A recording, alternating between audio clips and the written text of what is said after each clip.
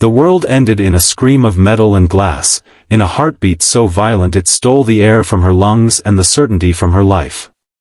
One moment, Eleanor Whitmore was the unstoppable CEO everyone feared and admired, sealed inside her armor of confidence and control, and the next, she was lying in a hospital bed with machines humming like strangers deciding her fate. The ceiling lights blurred above her, the smell of antiseptic burned her senses, and in that fragile space between pain and consciousness, Eleanor made a decision that would change everything. She kept her eyes closed. She pretended she was still unconscious. Not because she was weak, but because for the first time in her life, she wanted to hear the truth people hid from her power.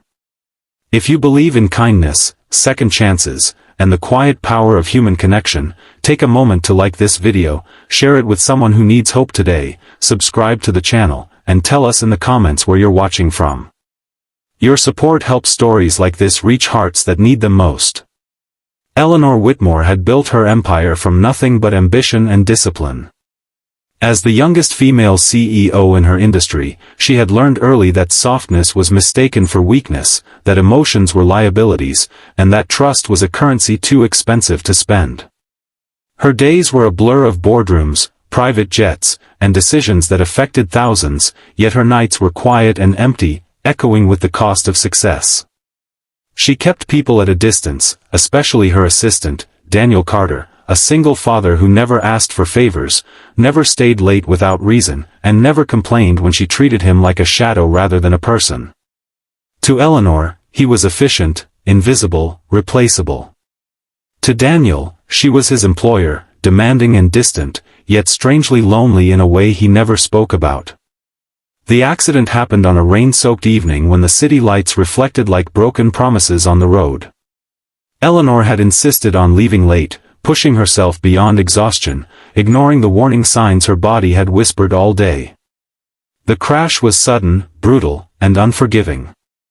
When she woke briefly in the ambulance, panic surged through her, not because of the pain, but because she felt powerless. At the hospital, as doctors stabilized her and machines monitored her fragile body, Eleanor realized something terrifying. For the first time, she could not command the room. She could not control the narrative.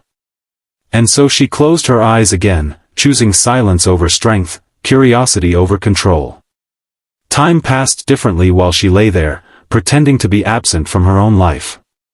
Footsteps came and went, voices murmured in concern or obligation, and she sensed the difference immediately. Some visits felt rushed, heavy with duty rather than care.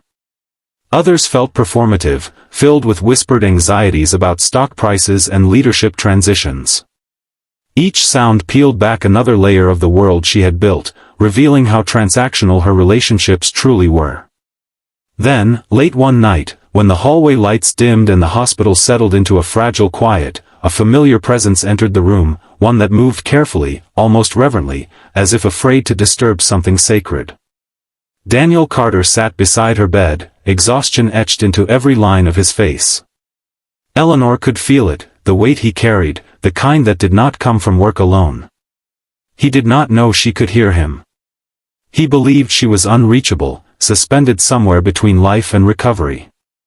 And in that belief, something inside him broke open. He spoke not with the restraint of an employee, but with the raw honesty of a man who had lost too much to pretend anymore. He spoke about his daughter, about the nights he worked late so she could have a future, about the fear that one day she might grow up believing love was something you earned by being useful. He spoke about Eleanor, not as a CEO, but as a woman he had watched quietly suffer behind polished strength, a woman who reminded him painfully of himself. As Eleanor listened, her chest tightened in ways no injury could explain. Daniel spoke of respect, not fear. Of gratitude, not obligation.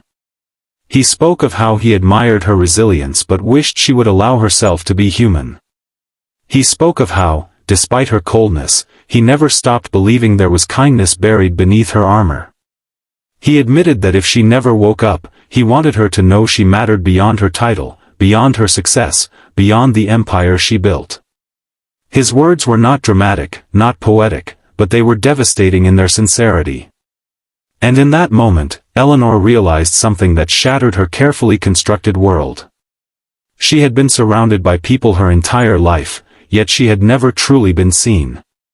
Days passed, and Eleanor continued her silence, not out of deception, but out of transformation. She replayed Daniel's words in her mind, feeling the weight of every truth she had ignored. She thought about the walls she had built, the relationships she had reduced to transactions, the love she had never allowed herself to receive. Recovery was slow, painful, and humbling. When she finally opened her eyes and allowed the world back in, she was not the same woman who had closed them. Her strength remained, but it was no longer sharp. It was softened by understanding, reshaped by gratitude. Eleanor's return to work months later was quiet, intentional, and deeply different. She listened more. She spoke less. She noticed the people she once overlooked. Daniel watched this transformation from a distance, unsure of his place in her evolving world, carrying the same humility he always had.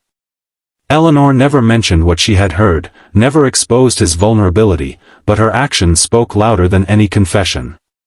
She created policies that valued family, supported single parents, and prioritized mental health. She trusted. She delegated. She connected. And in doing so, she rebuilt not just her company, but herself. As the seasons changed, so did the dynamic between Eleanor and Daniel. There was respect now, mutual and genuine, and an unspoken understanding that some truths did not need to be spoken aloud to be honored. Eleanor had learned that leadership without compassion was hollow, that success without connection was empty, and that sometimes, the most powerful moments in life happened when you stopped pretending to be strong and allowed yourself to feel. If this story touched your heart, if it reminded you of someone you've overlooked or a second chance you've been afraid to take, please like this video, share it with someone who needs encouragement, and subscribe to support stories that heal and inspire. Before the story ends, take a moment to comment and tell us what part moved you the most or who this story reminded you of. Eleanor Whitmore never told anyone that she had pretended to be unconscious, but the truth lived quietly inside her, guiding her choices, shaping her future, and reminding her that sometimes, the most life-changing awakenings happen when we are brave enough to listen in silence.